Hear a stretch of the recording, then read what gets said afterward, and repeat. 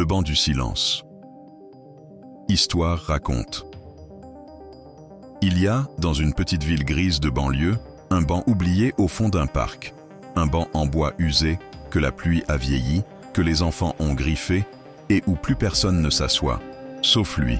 Chaque matin, à la même heure, un homme là vient s'y asseoir. Toujours seul, toujours avec la même tasse de café tiède dans la main. Les passants le regardent parfois, se demandent s'il attend quelqu'un, mais personne ne s'arrête. Ce banc pourtant n'a pas toujours été un lieu de silence. Autrefois, c'était un leur banc. À lui et à elle. Chaque dimanche, ils s'y retrouvaient pour parler de tout et de rien. Du travail, des rêves, de la pluie, du monde. C'était là qu'ils avaient ri pour la première fois, et c'était là qu'ils s'étaient disputés pour la dernière. Un jour, elle n'est plus venue. Pas un mot, pas un message, pas un adieu. Juste le vide. Les mois ont passé, le monde a continué de tourner.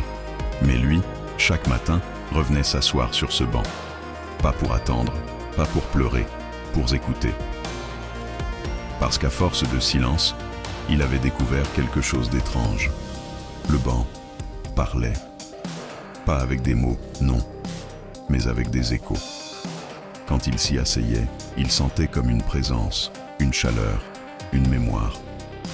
Les conversations passées flottaient dans l'air, mélangées au rire des enfants d'aujourd'hui, et il a compris que ce banc n'était pas un lieu de perte, mais un point de rencontre entre les âmes qui se sont aimées, qui se sont quittées, mais qui ont laissé une trace. Un matin d'hiver, une jeune fille s'est arrêtée devant lui. Elle ne le connaissait pas. Elle venait souvent courir dans le parc, mais ce jour-là, elle s'est assise à côté, sans un mot. Lui, surpris, a simplement souri. Ils ont partagé le silence. Et, curieusement, ce silence n'était pas vide. À partir de ce jour, d'autres personnes ont commencé à venir. Une mère fatiguée, un adolescent perdu, un vieil homme sans famille. Tous s'arrêtaient un instant, posaient leur poids, leurs pensées, leurs peines, et repartaient un peu plus légers. Personne ne le savait, mais le banc du silence était devenu un lieu d'unité invisible, un espace où le monde respirait ensemble. Un jour, il n'est pas venu, mais le banc, lui, restait là, et la jeune fille, celle du matin d'hiver, a pris sa place, avec le même café tiède, le même regard calme et le même silence bienveillant.